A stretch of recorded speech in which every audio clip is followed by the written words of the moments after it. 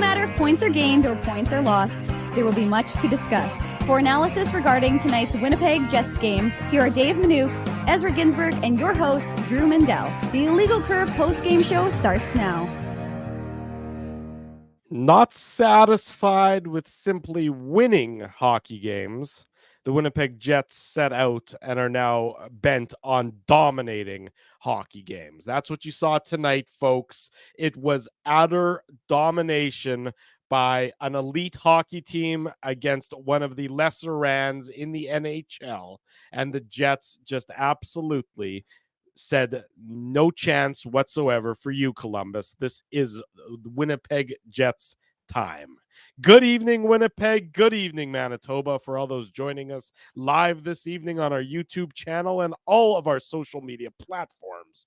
We say good evening, universe, and welcome to the Illegal Curve post-game show with Dave Manouk, with Ezra Ginsburg. I'm your host, Drew Mindell, here to discuss the Winnipeg Jets 5-0 victory over the Columbus Blue Jackets. They keep the good times rolling with their 7th straight victory, 11-0-2 in their last 13, 15-1-2 in their last 18, and oh yeah, number one atop the NHL standings. And also, Drew, 10-1-2 since Illegal Curve broadcasted live from Farmery Brewery at 2 Donald Street. Let's not forget about that streak. No, that's of course that's the key. That was the key catalyst. As I sit here, I did crack open one of these delicious Illegal Curve beer, courtesy of our friends at Farmery Brewing. That I'm going to enjoy that while discussing tonight's game here on the Illegal Curve post-game show with Dave, with Ezzy, with so many of you joining us in the live chat, and those of you just watching the show as well. We say nice to see everybody on this Tuesday night. You know, guys, it was a bit of a slow start to this game. Two teams that aren't accustomed to playing against one another, but it's just got to be frustrating to play against these Winnipeg Jets, because even when you have possession of the puck, the Jets are so stingy when it comes to the dirty areas of the ice, especially defensively, that Columbus just looked, in that first period, I thought they had, the puck for a decent amount of time, but they just aren't big enough, strong enough, developed enough in their NHL careers, because they have a lot of young talent, but they just couldn't penetrate the Winnipeg Jets fortress that exists in the middle of the ice. Fort Knox. Then it was only a matter of time until the Jets would take over this game, as they did ultimately in the 5-0 victory. Yeah, and I tweeted this out, like, the Jets went a good, I don't know, it felt like it was almost 10 minutes of gameplay without a shot on net. I think the shots were like 8-5 for Columbus in the first period, and there was that chance by Cole Sillinger that went off, I think, the post and crossbar, right, Dave? That's what you said. You were in the building. Hellebuck made the save, then the crossbar, then the post. Yeah, but you can count the amount of high danger chances that Columbus had in this game probably on one hand. I think it was like 6. I guess that wouldn't be on one hand. That would be on 2 hands, boys. But I think the Blue Jackets had 6 high danger chances. And I think what was telling, boys, was when the Blue Jackets finally got a power play, because there obviously weren't a lot of power plays in this game, especially early in the game. And I'm sure we're going to get to the Neil Pionk clipping penalty, which I think, most Jets fans would agree was, I don't know, a makeup call or a game management call. Because to me, that was just a good hip check. But the point I was trying to make was, you don't see very many clipping calls. Clipping is a football term. And even in football, you don't see that many clipping penalties. But here, you got a clipping penalty in a hockey game tonight. So that Drew, I was a Kelvin clipper, so I should know, right? You're right. I mean, you don't see a lot of clipping penalties in hockey, just like you don't see a lot of illegal curve penalties in hockey. That's a nice little shameless plug for us, boys. But I mean, the first period was not a dominant period. I mean, I don't think you would say Columbus was necessarily better than the Jets in the first period. But I mean, they got the early goal by Brendan the Sniper Dillon, which we're going to talk about in the Betway game recap.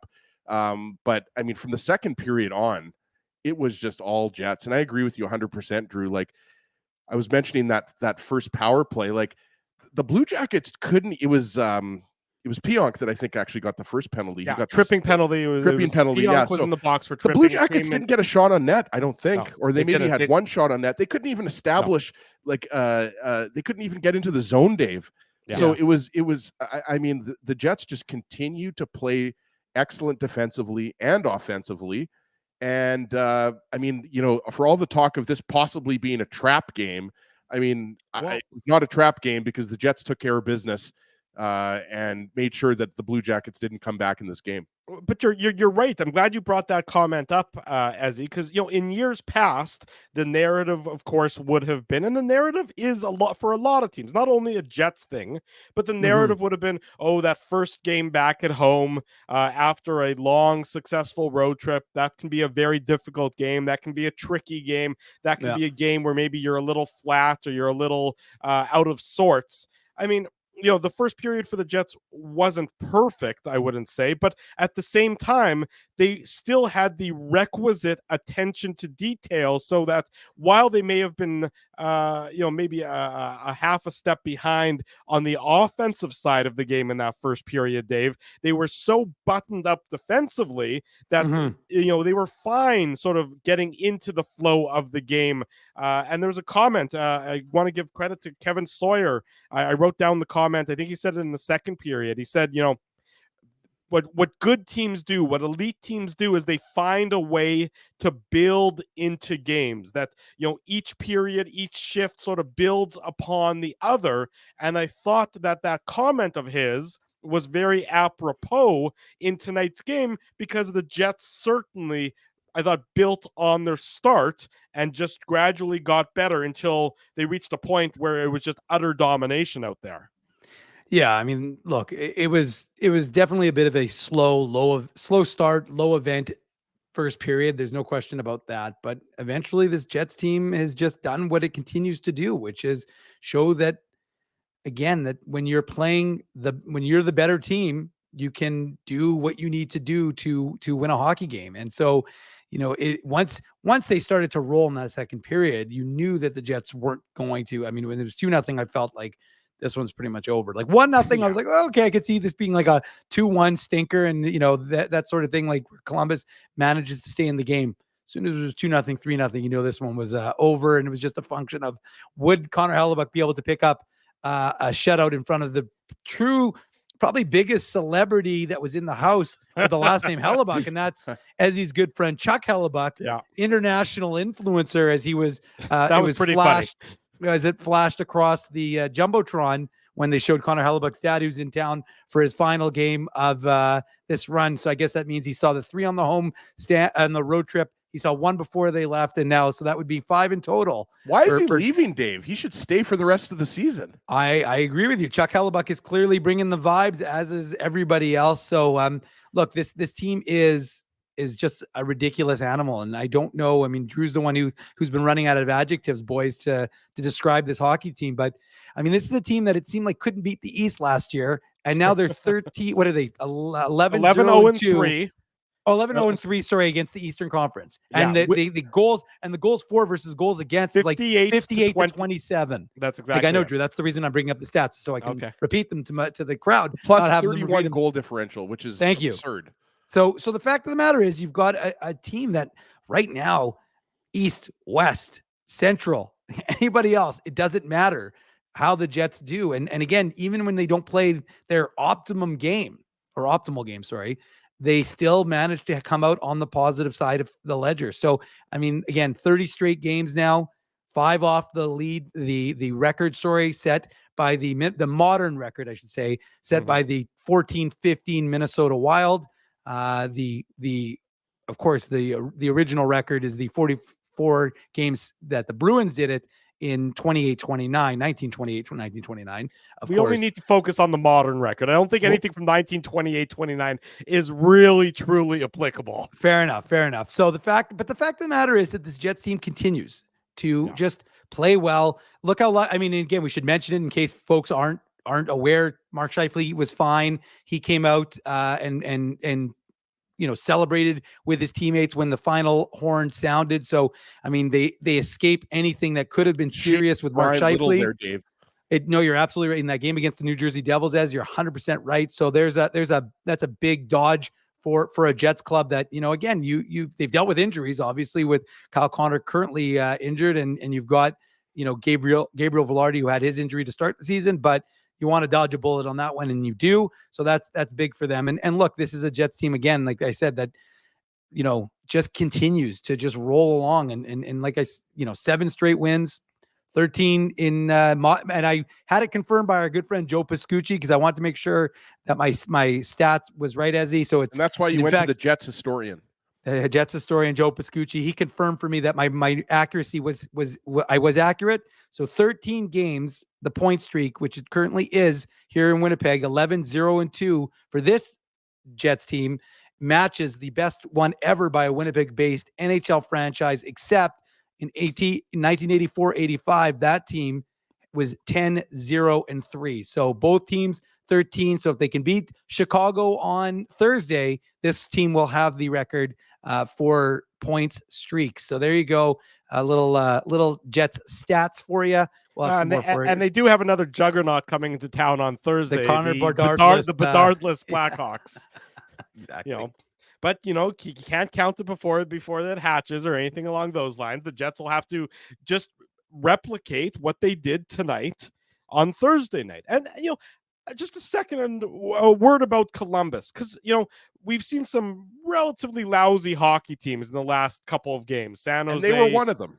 Anaheim, yes, they were one of them, but they have some talent. You look up and down that roster, and I think they're just too young, and they don't know how to. They're still boys.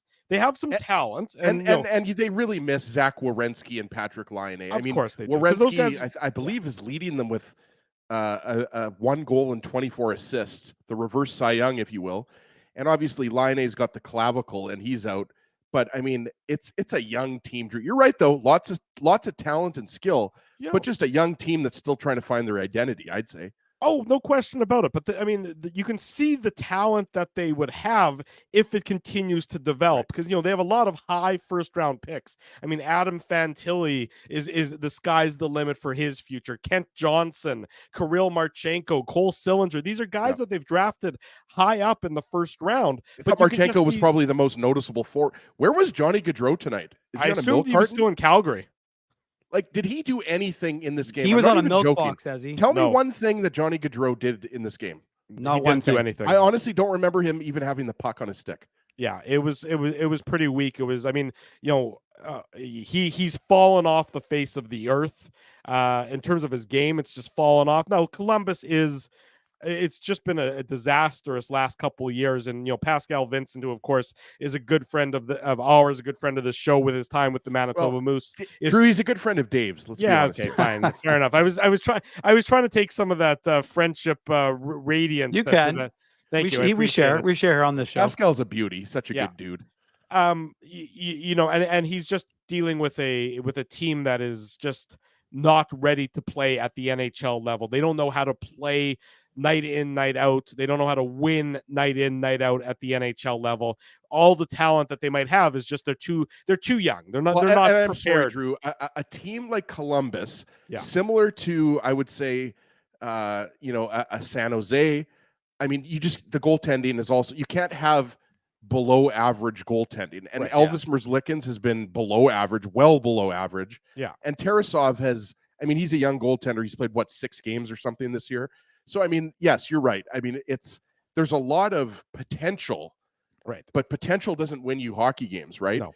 So, I mean, I look at Columbus. I didn't think Columbus was going to be very good this year, but I would say this much, though. I mean, watching Columbus at this point, I would say that, they're a better team than Anaheim or San Jose. I mean, that's not saying much, but they have more. I mean, there were times in this game where you thought that, maybe they would break through and score a goal or two on Hellebuck, but obviously he didn't want to disappoint his dad. No, everybody wants to perform well in front of their family members. There's no question about that. But you're right. I would agree that Columbus, at least in that first period, and which is their best period this year. That's when they've had their better performances early in games. At times they showed a little bit of flash. You mentioned the Cole Sillinger post and crossbar. But then from there on, it was just, straight downhill for them. And the Jets really, it was men against boys. The Jets were just imposing their will, and Columbus is just not at the point where they can match the Jets' physicality by any stretch of the imagination. And the Jets were all too happy to take advantage of that. And as a result, they end up with the 5-0 victory in tonight's game. That means we have 5 goals that we need to discuss. So why don't we start that off by getting into it? We do it on each and every edition of the Illegal Curve post-game show. It is the Betway game recap. The Betway game recap. Big thanks to our friends at Betway for their continued support of the Illegal Curve post-game show. Here's a little, it's not a trick, but it's something that I've been doing, folks, and I've been doing it to some success as of late. 3-player parlay prior to every Jets game of Scheifele, Ehlers, and Velarde to get more than 1 point, or 1 point for each of them. Over 0.5 points is the line. You parlay that together, it pays something around plus 265. More often than not, that has been able to cash, and it did again tonight. So perhaps our friends at Betway might not want me to say this, but I bet you they're okay with it. Head on over to Betway, do it again ahead of Thursday night's game. Parlay of Scheifele, Ehlers, and Velarde over 0.5 points for each of them, and you might be able to put a little bit of money in your pocket. This is not guaranteed by any stretch of the imagination. This is not a Mindell guarantee or anything like that. It's just something that I've been availing myself of and taking a little bit and gladly running to the bank with that. Anyways, a big thanks to our friends at Betway for their continued support of the Illegal Curve post-game show. As I mentioned earlier, first game back from a road trip, you're not entirely sure how the Jets are going to start. Well, they started right. The first, two shifts of the game saw Scheifele and Lowry having some decent scoring opportunities. They weren't able to get anything past Tarasov at that point in time, but they did at the 3:12 mark of the first period as Brendan Dillon, he ties his career high with his 6th of the year assist to Ehlers and Scheifele. And the best part about this goal is where it starts. It starts in front of the Jets' net with a very good stick by Gabe Velarde that leads to the Jets going from the defensive side of things to the offensive side of things, culminating with the Dillon goal. Yeah, and obviously, it starts in the Jet zone with just some amazing speed from Nick Ehlers, a.k.a. Fly, right? And he pushes the Blue Jackets defenseman like he does to a lot of defensemen across the NHL. And Brendan Dillon is to his left, and he, flies by Eric Goodbranson. I thought, Goodbranson really looked bad out there tonight. I know that he's not exactly Bobby Orr, but he's not anytime that Jake Bean, Eric Goodbranson D pairing was out there, it seemed like they were getting scored on. And you love that Brendan Dillon jumps up into the Playboys, and obviously, Goodbranson's turned around, so he sticks his stick out and tries to intercept a pass to Scheifele. Originally, I think some people might have thought that, myself included, that Scheifele got that goal, but obviously it goes off of the stick of Eric Goodbranson past Tarasov. So just that to me was all about transition, like the speed at which the Jets transitioned out of their own zone, and just nice to see Brendan Dillon score, who I think tied his career high, Dave, right, with 6 goals. So yeah, just a really good start to the game for the Jets, and you love to see Dillon get a goal. Dave, you can just see how sort of slow the game is right now for the Jets, in that they're seeing the ice perfectly. They're surveying the situations well. I mean, again, in years past, the concept that the Jets would start a goal rush deep in their own zone with a defensive play was just not something that happened very regularly. This year, it's been a dime a dozen. And then Ehlers gets into the Blue Jacket zone, and he's just so dangerous when you give him that time and when he's got a clean zone entry, and he feeds Dylan perfectly. And Dylan, I mean, it's a fortuitous bounce, but it good things happen because you go hard towards the net in waves. The wave of Dylan, the wave of Scheifele, the wave of Ehlers. Well, and you got to give, as he said, you got to give Dylan credit for recognizing the opportunity and jumping into the play. And so he gets, his sixth goal, as said. I mean, it's crazy to think that he seems to be, throwing back the clock a little bit, because I mean, that's 10 years ago that he had his the 6 goals for the Dallas Stars. And now 10 years later, here he is. I mean, it's contract year, so that's not such a bad thing for him. But I mean, again, great pass by Nikolai Ehlers. And the one other ththing you got to mention is Mark Scheifele picks up his 400th assist on that goal. So 400 assists for number 55. That's a big milestone. He got, a nice congratulations from the crowd later on in the game. But, again, like I said, it's just the confidence with which this team is playing and the consistency with which this team is playing allows for that. Allows for a guy like Brendan Dillon. Like, we tend to think as that Neil Pionk is the offensive defenseman of that pairing, but Brendan Dillon is the guy who jumps up and sees that opportunity for himself.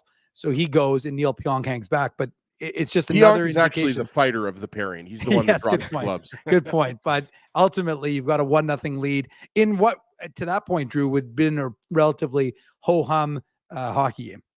Yeah, it had been, and the first period was largely ho-hum. I mean, this was obviously the Jets. I would think this would be the Jets' best scoring chance. Columbus had their best scoring chance of the game, or one of the few real good quality scoring chances they had. That's when Sillinger hit the post at the 7:30 mark of the first period, so about 4 minutes after that. That looked like, by the way, it hit like 8 posts. Like crossbar post out. Yeah, when we were watching it live there at Canada Life, as I was like, did that go in the net? Yeah. And then you realize that, like, no, maybe it hit 2 posts and the crossbar went out. Turned out it was Hellebuck, crossbar, post, and out. But it looked close.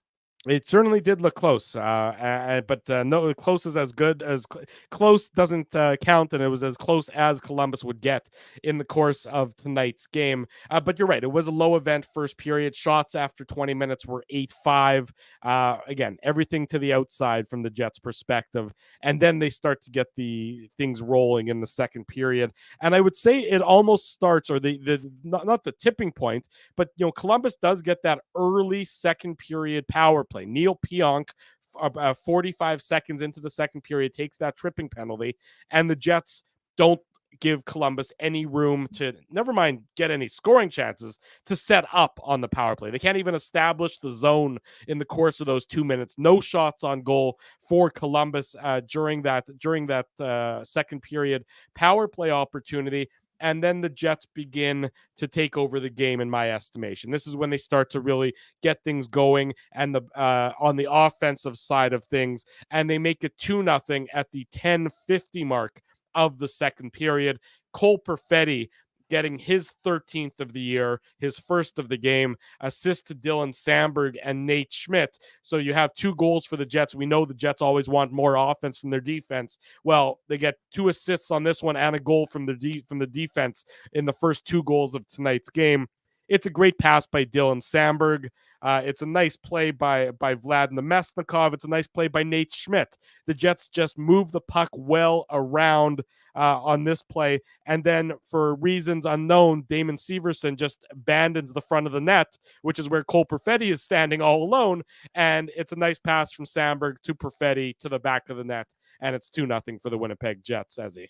Yeah, I mean, you touched on, Damon Severson was out of position, and the Blue Jackets were just running around. They just didn't look organized in their own zone. And look, I mean, Dylan Samberg deserves a lot of credit for, his offensive instincts, which, I mean, he's really not known for, but he should be known for.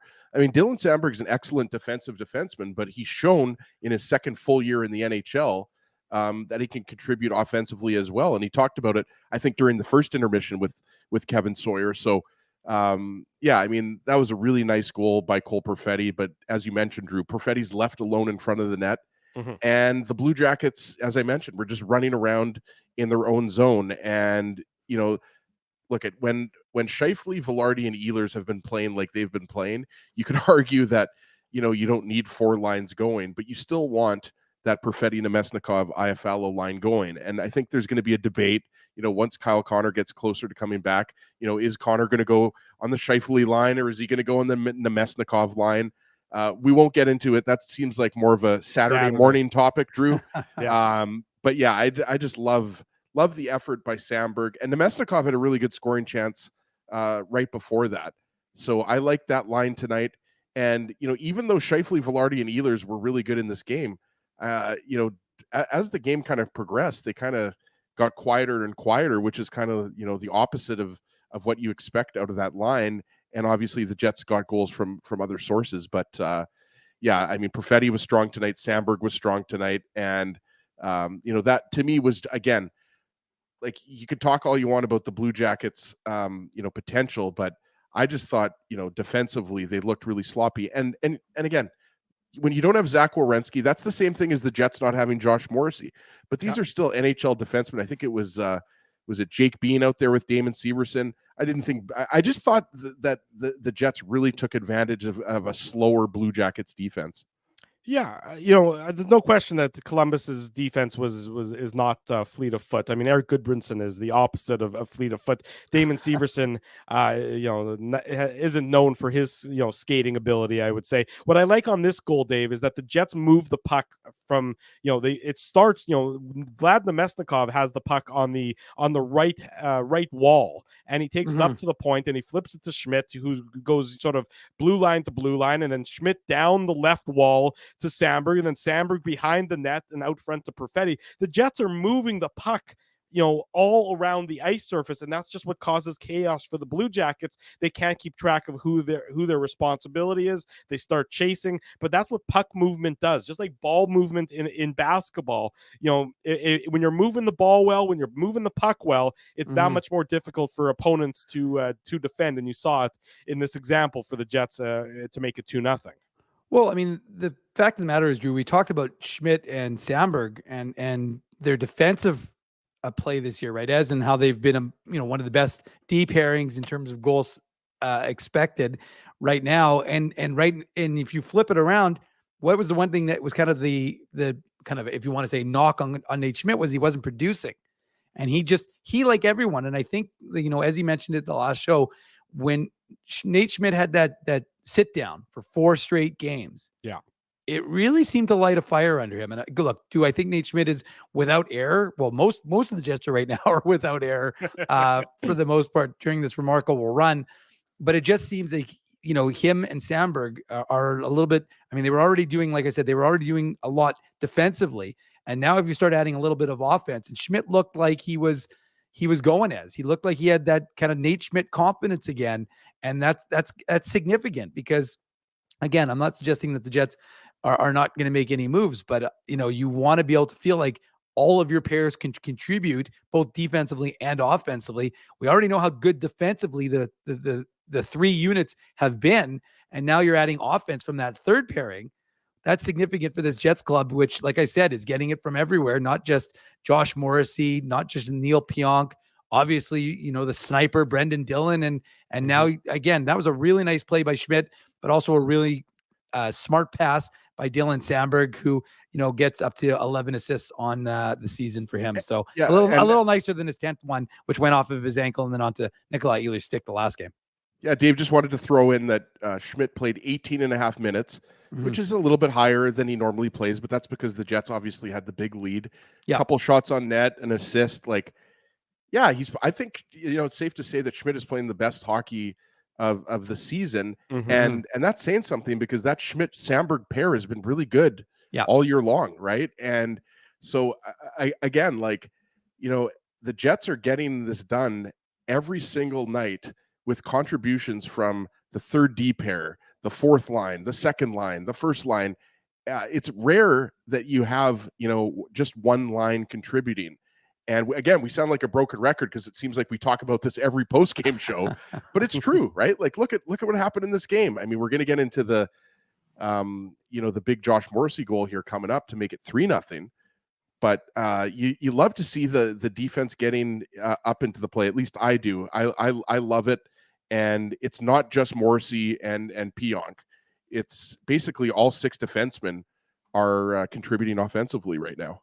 That they are. We say good evening to all of you joining us. This is the Illegal Curve post-game show talking about the Winnipeg Jets 5-0 victory over the Columbus Blue Jackets. Dave Manouk's in the top right. Ezra Ginsburg is in the bottom middle. I'm your host, Drew Mandel. We do this after each and every Winnipeg Jets game, which means we'll do it again on Thursday night after the Jets and the Chicago Blackhawks. Similar time frame, 9:30, give or take a couple minutes upon the final whistle. Then Saturday morning, the Illegal Curve Hockey Show, 9 a.m., getting you set for that night's Jets-Flyers game. Our first confirmed guest on Saturday morning to talk about the Flyers, which of course means they'll be talking plenty about the big trade that the Flyers made. Anthony Sanfilippo, our very good friend, not a very good friend of Kevin Hayes, in case you're just missing up on that.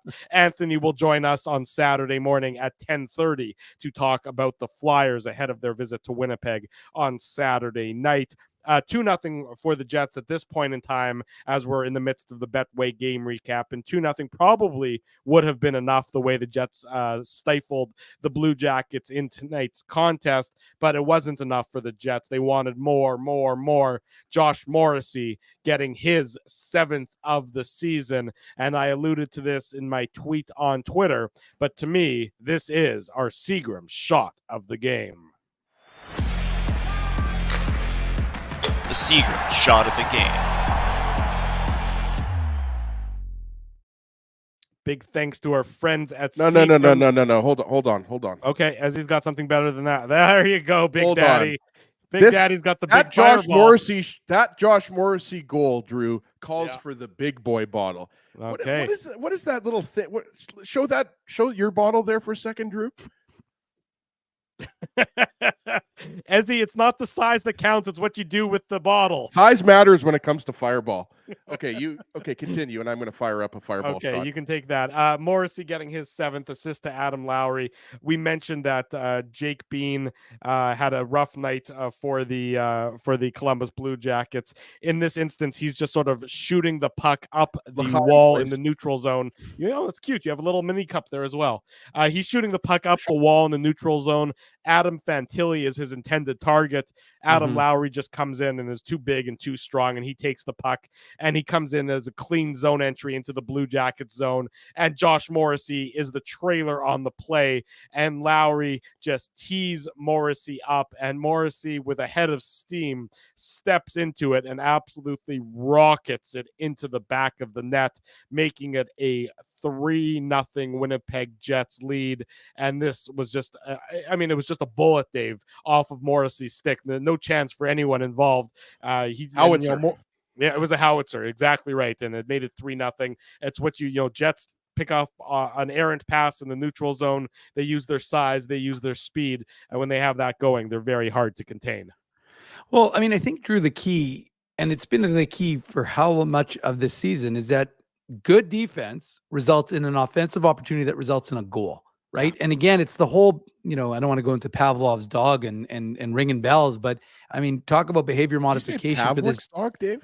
Well, not Pavlov, but maybe Andre Pavlik has a dog, as we can ask him. But the fact of the matter is Jets team is getting rewarded by playing good defensive structure. So they have good defensive structure in their end. Puck goes, as you said, Drew, into the neutral zone. The Jets, do some work to get it back. They don't just, get it back magically. But it's funny because it's Dylan DeMello and Josh Morrissey who are way at the back. And credit, of course, Morgan Barron for stretching out and almost tearing his groin to ensure that he stayed onside, because he had to come back and make sure that he was onside. But you're gonna that nobody's stopping that Josh Morrissey shot. But again, to me, the shot is significant. The play by Adam Lowry is heads up. The play by Morgan Barron is heads up. But again, it's a Jets team that's being rewarded for good defensive structure. And you have good defensive structure. Columbus doesn't have good defensive structure. And you see, and it was interesting because it was part of our conversation with Pascal Vincent today after morning skate. The Blue Jackets had an optional, but just talked about how they have a very young team over there, and they've got to learn the things that the growing pains that this Jets club and everybody, went through it as well. Like, I mean, everybody who's watched the Jets, as have we, for all these years, know that, this team had some warts, especially defensively. And now you're seeing what, again, that good defensive structure can result in. So yeah, and the Jets turn it around, and you're right, at this point, it's 3-0. It's over, right? Like, it's just a function of, well, when it was 2-0, you're like, I felt it was over, but 3-0, it was like, that's all she wrote. And Ezzy, I should mention, of course, even though we mentioned the international influencer, aka Chuck Hellebuck, but it's not a coincidence that at 1-0, when the game looked like it was in question, Chuck Hellebuck gets shown on the screen. That's when the Jets started to get going. So hang on, what's more important to the Jets' success, Chuck Hellebuck or Squirtle? First of all, it's saxophone Squirtle. Saxophone Make sure you reference. Oh, we lost Ezzy. Okay.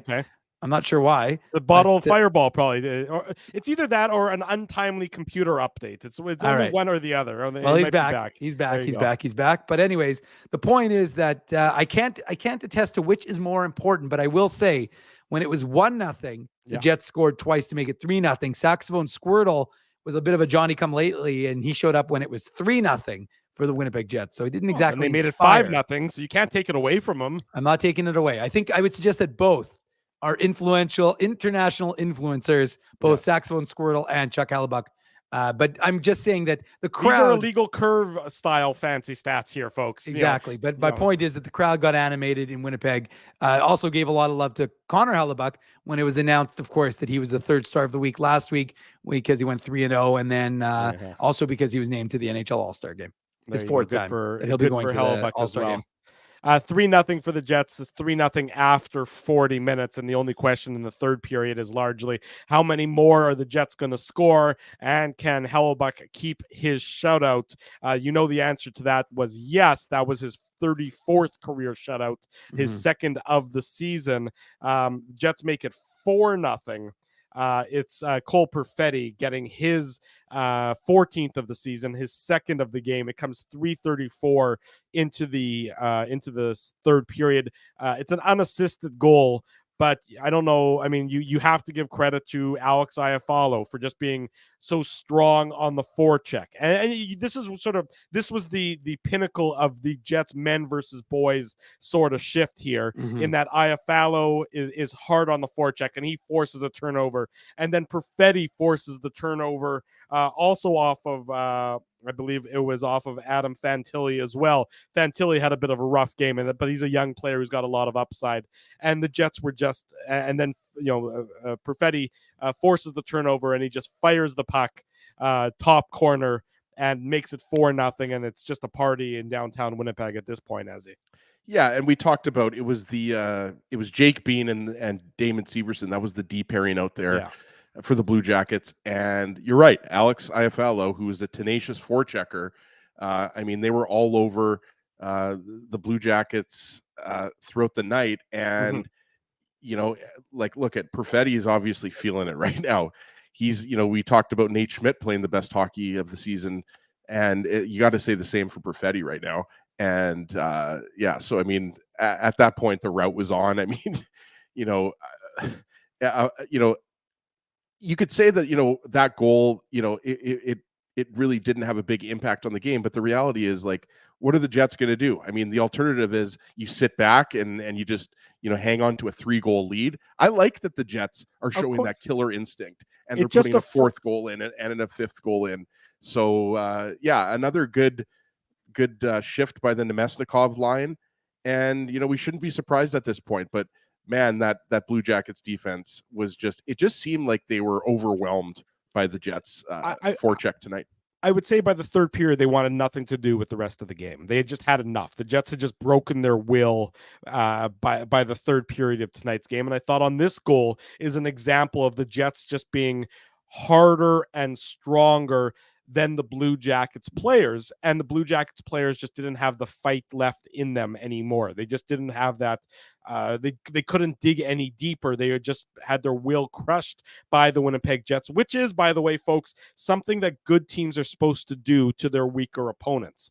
And the Jets did that. And, the third period, of course, was, anticlimactic. But, the Jets, especially after this goal, you go in and, yes, it doesn't ultimately really matter in the course of the game. The Jets are probably going to win, even if this goal doesn't get scored when they're up 3-0. But what it does is it just affirms for the players, this is how you play. Not that they really need this affirmation at this point. I'm pretty sure their record and their spot in the standings is all the affirmation that they need. But this is how you play, and this is how you get rewarded. Go in there, be aggressive on the forecheck, be harder than your opponent, force a turnover, you're going to get a goal. And that's what you see here from the Jets, Dave, to make it 4-0 very early in that third period. Absolutely. Speaking of Cole Peretti, I wanted to see the highlight a quote by our good friend Murat Atesh of The Athletic, who said, when asked if Chuck Hellebuyck is allowed to go home, I don't think so. He should stay and keep tweeting and updating his life. It's hard to let that go. So even Cole Peretti doesn't want Chuck Hellebuyck. I don't know if he smiled at Drew because I was doing the show with you, so I haven't seen that post-game availability quite yet. Folks, Perfetti doesn't like to celebrate his goals.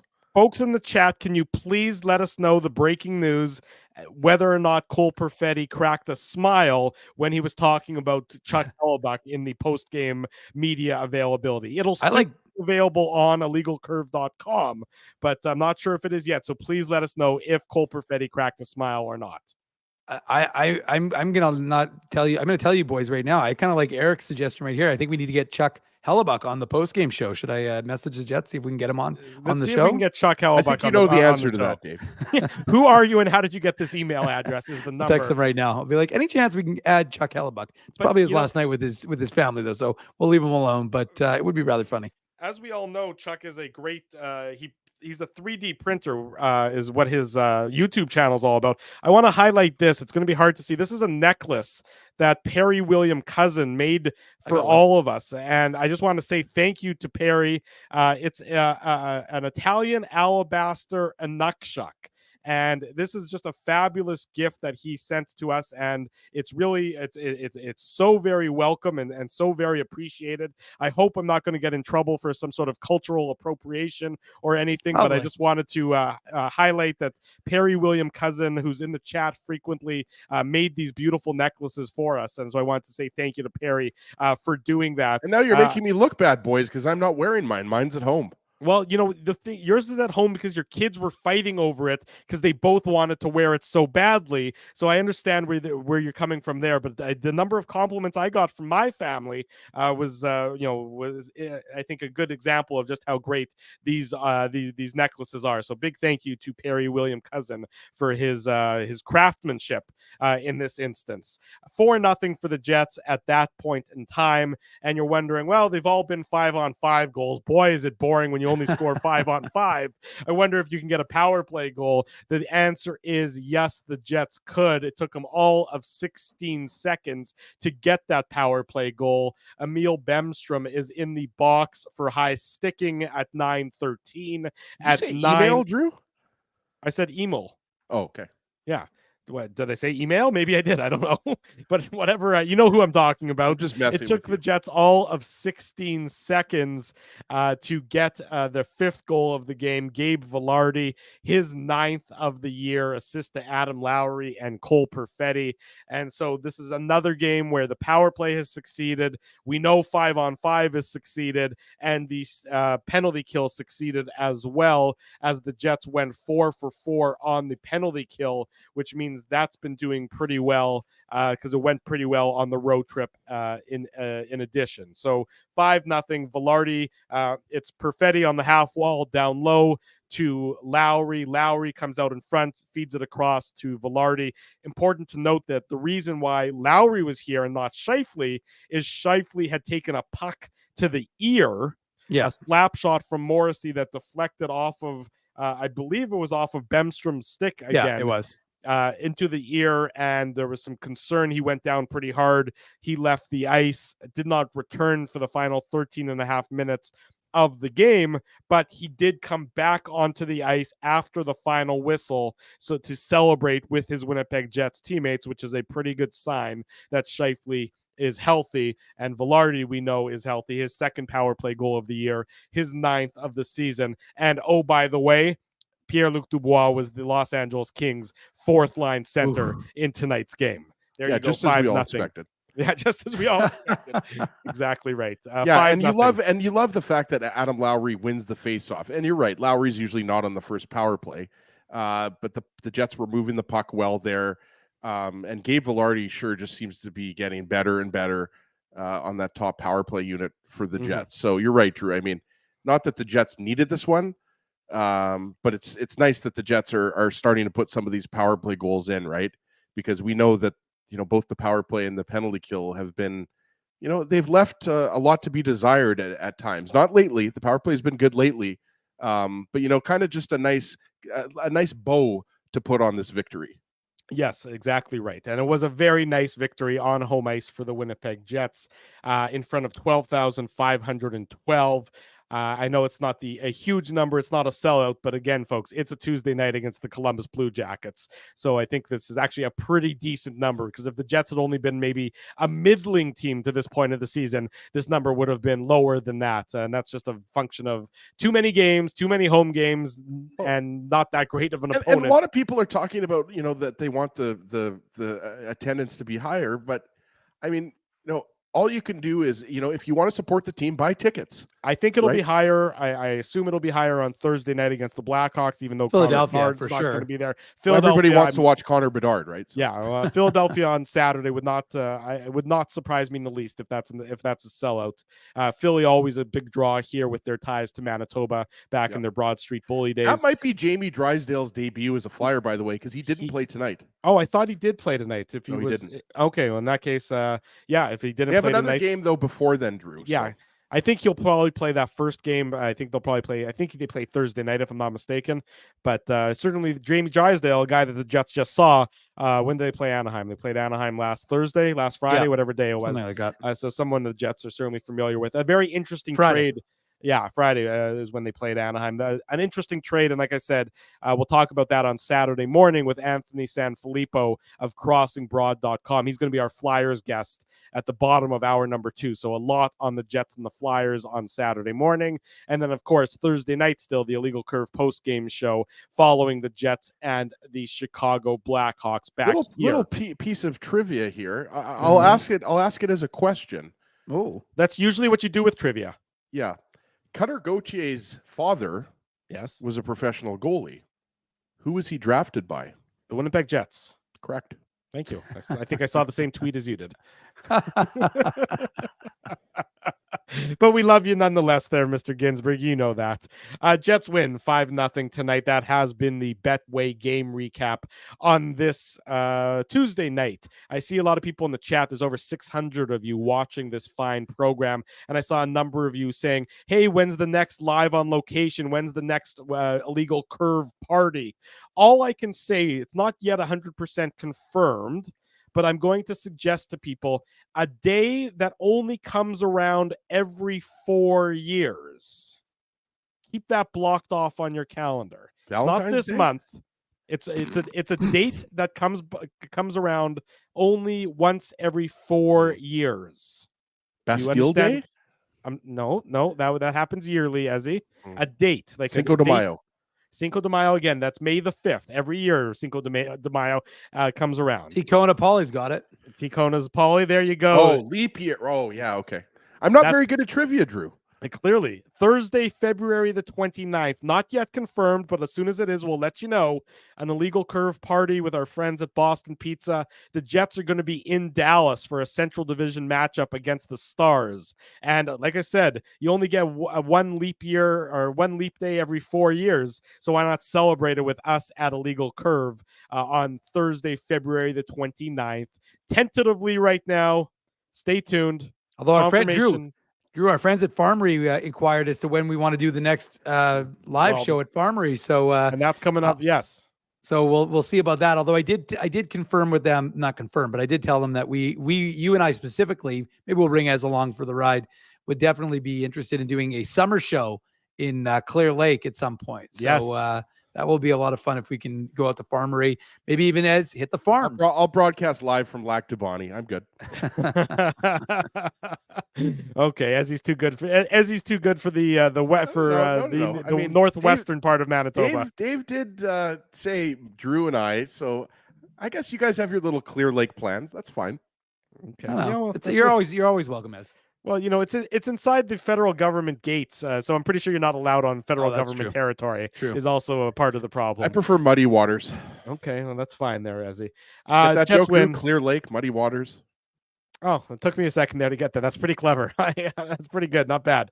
5-0, the Winnipeg Jets victorious. I'm drunk right now. Remember the fireball shot? 5-0, the Jets victorious over the Columbus Blue Jackets. When we come back on the Illegal Curve post-game show, more on tonight's game, some more feedback from the dressing room, update on Rasmus Kupari, more of whatever comes to our mind. It's Tuesday evening. Jets win. If you haven't already done so, smash the like button, subscribe to the channel. That's what we need ask of you. Stay with us. The more second half of the Illegal Curve post-game shows coming up next after these commercial messages. Your coworkers love you because you always make them laugh. You're the life of the party with stories that have them rolling on the floor. Or maybe you're just the quiet one in the corner with the one-liners that just slay. Do you have what it takes to become Winnipeg's funniest person with a day job? Try your luck. Hit the stage at Rumors Comedy Club, and you could be walking away with $1,000 cash. Winnipeg's funniest person with a day job. Presented by Rumors. For all the details, head to rumorscomedyclub.com. So you're a pizza person, you married a wing person, but somehow your kids are salad people. You can't pick your fam, but you can pick your BP meal deal, starting from $18.99 for takeout or delivery at bostonpizza.com. The game can change just like that. Accidents happen when you aren't protected. So now what? Getting to your injury quickly can make all the difference. Help prevent them from being game changers with Linden Market Dental Center. Bonding, crowns, bridges, and dental implants. State-of-the-art treatments are available to help you get back in the game. To learn more, visit lindenmarketdentalcenter.com. Creating smiles for life. Whoa, Ezzy, everything okay? You look stressed. Of course I'm stressed. We're moving, the house is upside down, the kids failed miserably at packing the fine china, and my life is in chaos. Chaos! Yes, that does sound like a problem. What am I going to do? Ezzy, relax. Rolly's Transfer Moving and Storage is the answer. With 60 years of experience in moving Manitobans and a track record of exemplary customer service, one call to Rolly's and your stress is gone. No job is too big or too small. Just visit Rollies.com and they will take it from there. Thanks, Dave, and thank you, Rollies Transfer Moving and Storage, online at Rollies.com. Boston Pizza harnessed Betalytics to test if the game is better at home or at Boston Pizza. The results are irrefutable. Catch the game at Boston Pizza, powered by Betalytics. For 3 generations and over 80 years, Tough Duck has been making apparel that works and plays as hard as the people who wear it. From jackets to work boots and everything in between, Tough Duck's clothing can handle the harshest environments, even the Illegal Curve hockey show. Work to live, live to play. Visit toughduck.com.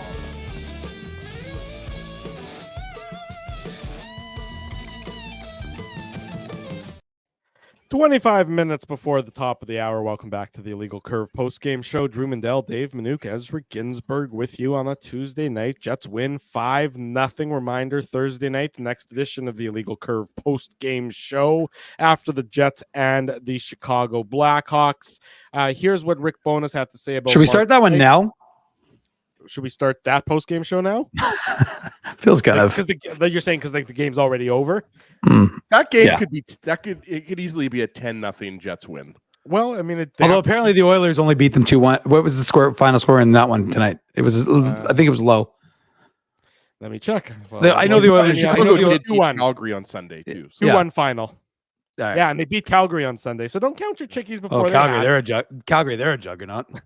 They're not a juggernaut going straight down the mountain Yeah. into a fiery crash. Yeah. But yes, don't count your chickies before they hatch, Mr. Manuk. You know very well. better Joking, than of doing course. that. Come on, we got a Moose game and a Jets game before. I mean, we've got a Moose game and then a Jets game. Lots to enjoy. There you go. Moose play tomorrow night. Was that right? Against They do that in Belleville. Yeah. And there's going to be a new addition to the Number Manitoba 10. Moose roster. Why don't you tell the good folks, in case they missed the update earlier today or missed the article on illegalcurve.com, which shame, folks. Who's going to be playing for the Manitoba Moose tomorrow night? Number 10, Rasmus Kupari will be playing for the Manitoba Moose. He's assigned on a conditioning assignment for the Moose. So we had discussed that, I want to say a few weeks back. I said it probably makes the most sense for Rasmus Kupari to be on a conditioning assignment. Sure enough, the Jets made that. It was weird because today when we were at morning skate, Ville Heinola was skating in a regular jersey. I'm like, well, and I was asking everybody else, all the other our media friends, where did anybody else see Rasmus? They didn't. So when Rick Bowness talked about him, he mentioned he did provide some updates, basically said, they're just waiting for Ville Heinola and Rasmus Kupari to be cleared. Obviously, Rasmus Kupari was cleared. Ville Heinola, I would imagine, was not, because you got to think he will also be assigned, because to be clear, Rasmus Kupari played until about November 14th. There was that game against New Jersey, and then he suffered that shoulder injury, and Scott O'Neill told us it'd be about a 4 to 7 week recovery. He had about 8 weeks before he was ready to go, and of course, they haven't had a lot of time to practice. So Rasmus Kupari is going to go down to the Moose. He'll, of course, still count towards the salary cap. He's on the roster for the Jets, but he is going to be down with the Moose on a conditioning assignment. He'll get 5-6 games in, and that's maybe he could potentially get 5 or 6 games during this 2-week conditioning assignment. I expect Ville Heinola also to be assigned once he clears.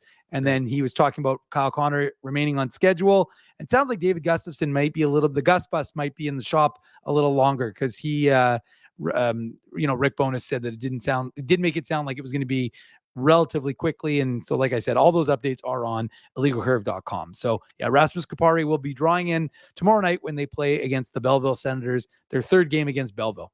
And don't look now, boys, but the Jets are getting healthier very quickly here.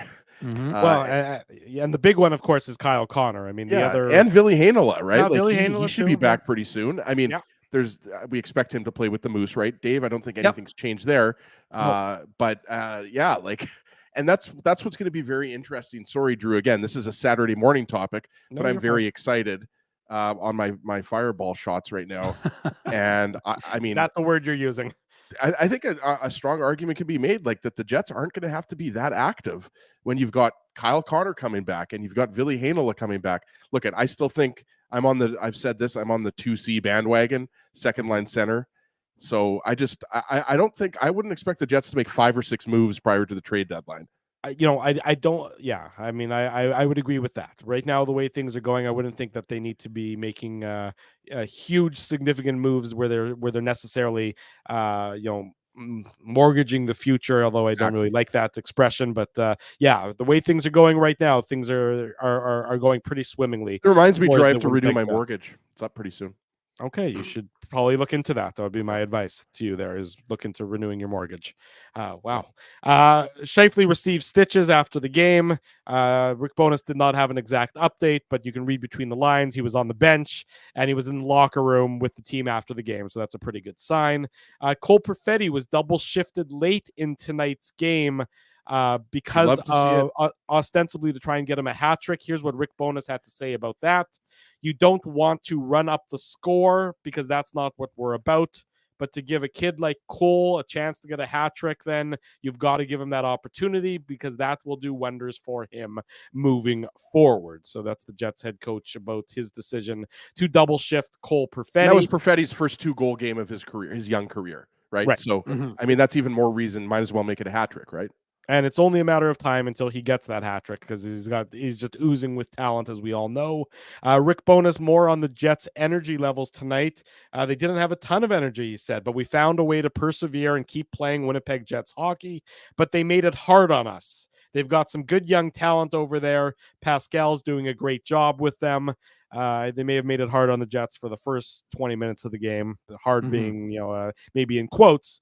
After that, the Jets pretty much ran roughshod over them. But nice to see Rick Bowness giving a little bit of love to Pascal Vincent, who's certainly dealing with a difficult situation. He was plugged into a very difficult.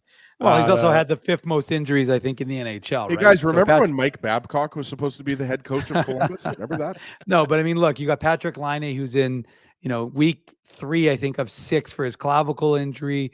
Jack Roslovic, who we, saw throughout the course of tonight's hockey game. He's freshly back. I think he had an ankle injury, so he's only played 6 games, I think, for Columbus in this stretch. I think he's played about 16 games, 17, 18 games, something like that in total. But he missed, I think, 4 weeks or 5 weeks. So and as he mentioned, Zach Werenski. So they've had a ton of injuries. I think the 5th most injured team in the NHL this season, which of course is always going to hamstring a team when you're dealing with that sort of thing. So, I mean, it's been a tough slog. We know Pascal, obviously we talked to him. I had a chance to catch up with him today following their morning. You guys went for dinner last night?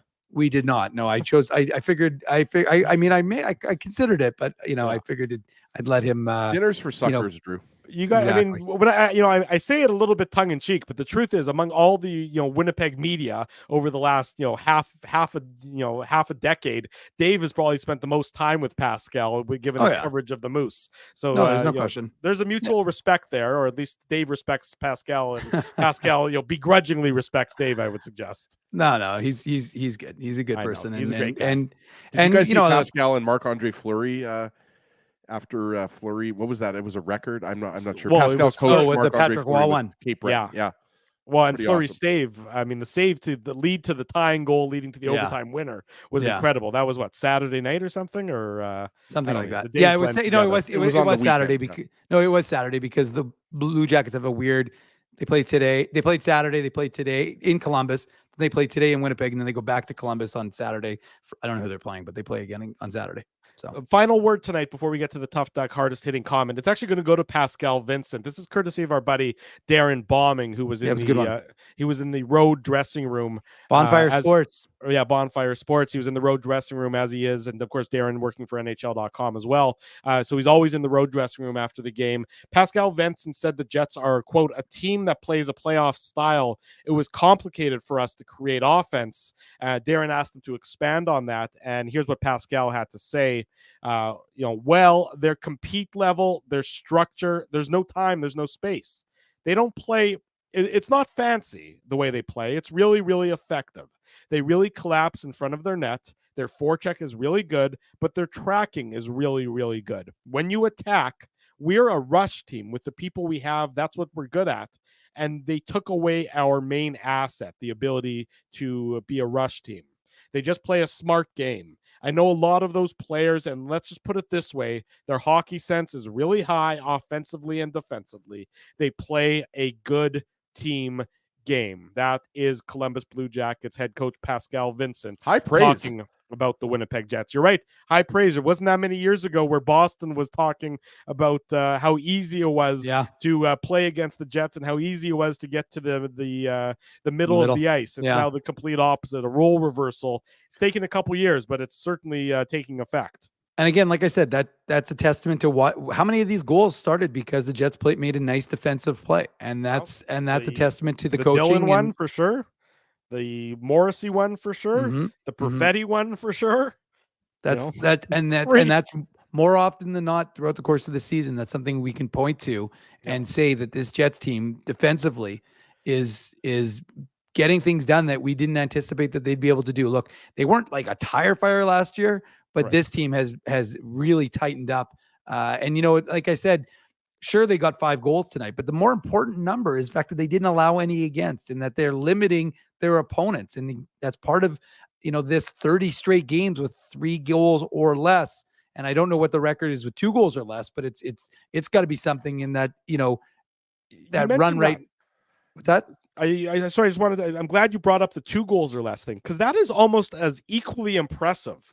3 goals or less, 3 is a big number, or a bigger number, but to go as many games as the Jets have gone without giving up more than 2 goals. Yes. Since when is 3 a big number, Drew? Well, it's not a big number, but He's saying it's more easily attainable. I'm saying it's more easily attainable to get that record, but to go as many games as the Jets have gone, having given up only less than two goals or less. Yeah. That to me is really even standing out even greater as how impressive a streak that is. Right, and that's why I'm saying that when you're playing stingy defensive hockey and you're limiting your opponents to that sort of thing, and again, you get that by virtue of the fact that Connor Hellebuck is playing well every night, Laurent Brossoit is playing every night, well every night, and the team as a whole, a collective unit, right? Consistency.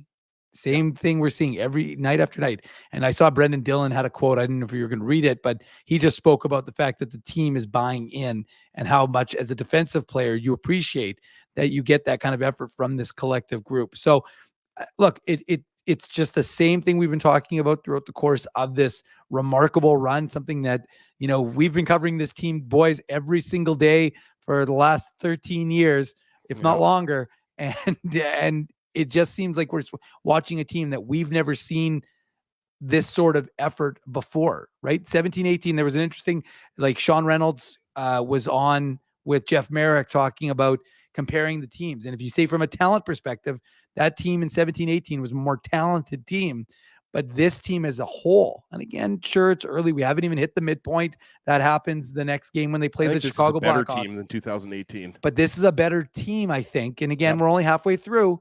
But what we're seeing right now, and again, sorry, but when you've played 40 hockey games, and it's going to be 41 on Thursday, you are who we think you are. And again, folks will say, well, last year they weren't and they fell off.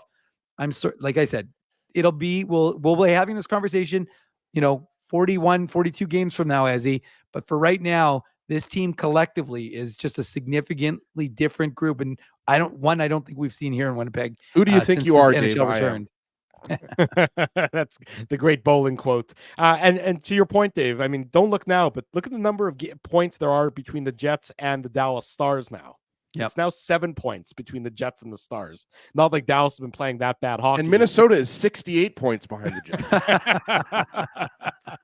Jets. That's very clever there, Mr. Ginsburg. They're only 20 points behind the Jets right now. It's a mere 20 points after they had the opportunity to cut it to, what was it? That's a shame. 4? 4. Yeah, 4. Amazing. It wasn't that long ago either. That was about 10 days ago. Okay, we'll wrap it with the Tough Duck hardest hitting comment on this edition of the Illegal Curve postgame show. The Tough Duck hardest hitting comment.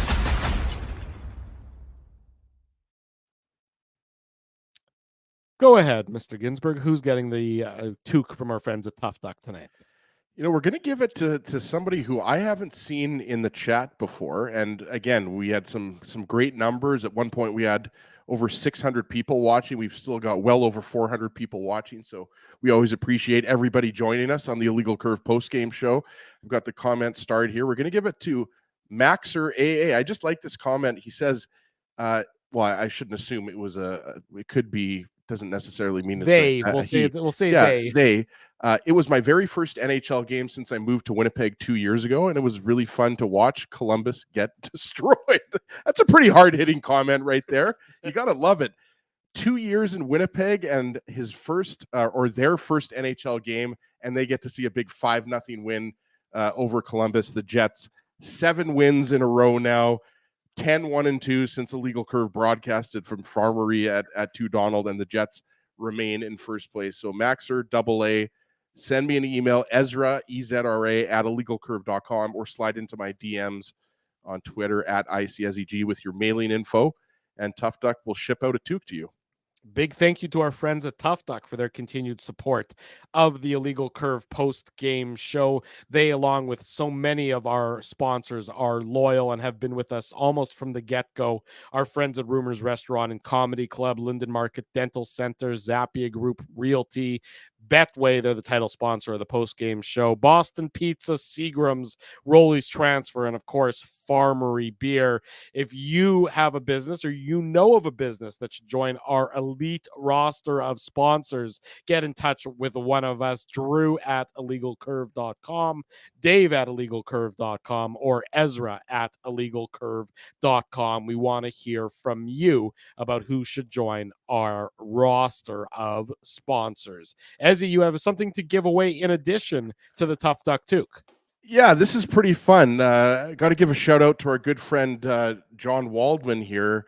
We have a couple of tickets to give away. The Manitoba Sports Hall of Fame, which is located in the Sport Manitoba building, where you guys know I work for Hockey Manitoba. And this Saturday, we talked about it earlier, we're going to have Anthony Sanfilippo on the Saturday morning show.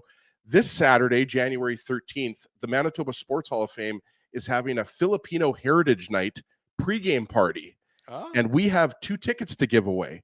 And this is going to be taking place at 4:00. And if you haven't been there before, the Manitoba Sports Hall of Fame is on the first floor of the Sport Manitoba building, located at 145 Pacific Avenue. Proceeds benefit the Manitoba Sports Hall of Fame. If you haven't been to the Manitoba Sports Hall of Fame, by the way, I highly recommend it.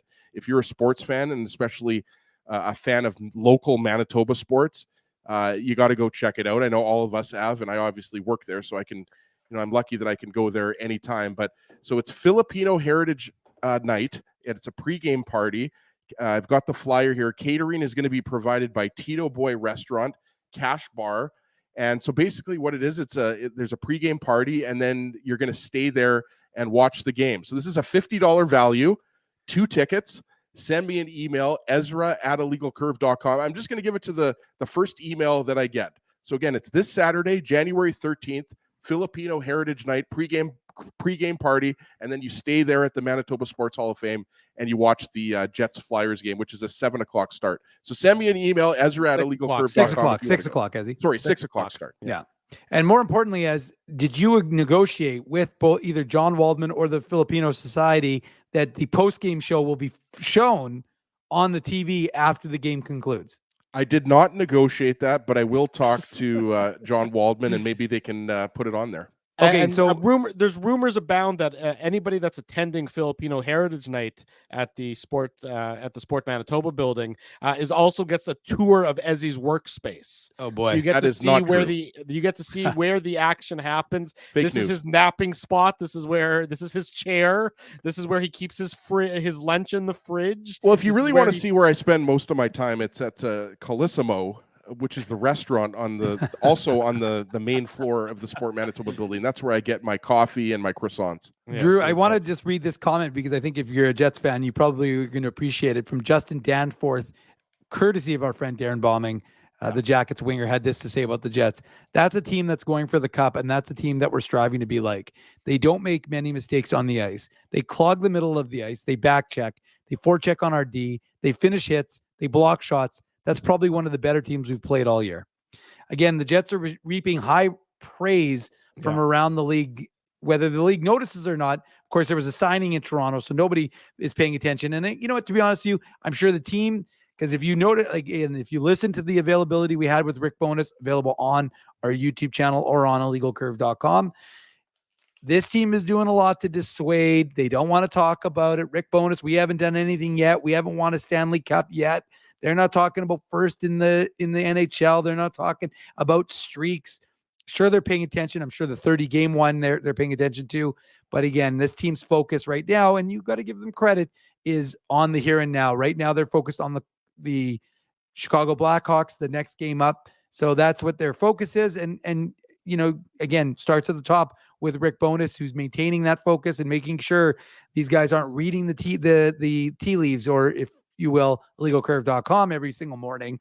But again, it's just a testament to the way other teams are seeing them. So they may not want to talk about the way they're being seen, but the other teams are seeing them in a very significant manner. And that's a good thing for this Jets club. And again, that, like I said, that to me speaks to the defensive buy-in that we've seen from this group. So again, 5-0 Winnipeg Jets. They win. They keep the records rolling, and the wagon keeps cruising downhill, and we'll have more. Jets are scheduled to, it looks like it'll be an optional practice tomorrow, so we'll have that covered. It might be optional for the players. We never take the option here at illegalcurve.com, so we'll be there. We'll get whatever video and audio and keep you folks updated. It'll be on the website under the practice report, and then of course tomorrow the Moose get it back into action. They're looking to flip the script and get things going. Rasmus Kupari, his first action since November 14th. So we will have that covered as well. So keep it locked. Friend Al from Cyprus is back. Yes. Hey, well, good morning, Al. If it's morning in Cyprus, that means it's bedtime for us. Al, the instant replay of the broadcast of the post-game show will be available on the YouTube channel as soon as we wrap up here, so we encourage you to check that out. The Jets did win tonight 5-0 over the Columbus Blue Jackets, a dominant effort by the hometown team. They're next in action, which means we are next in action on the post-game show on Thursday night following the Jets and the Chicago Blackhawks. Big thanks to all of you for joining us on this Tuesday night. We always appreciate the support. We always appreciate the love that you show us. Always appreciate our sponsors, Rumors Restaurant and Comedy Club, Linden Market Dental Center, Zappia Group Realty, Betway, Farmery, Tough Duck, Boston Pizza, Seagram's, and of course, Rolly's Transfer. In case you missed any of the post-game coverage, it's available on illegalcurve.com. The podcast edition of the show will be available very shortly. It's available, the immediate replay, on our YouTube channel as well. If you haven't already done so, smash the like button, subscribe to the YouTube channel. Tell your friends, tell your family, the best place to be after each and every Winnipeg Jets game. And again, on Saturday mornings is the Illegal Curve YouTube channel.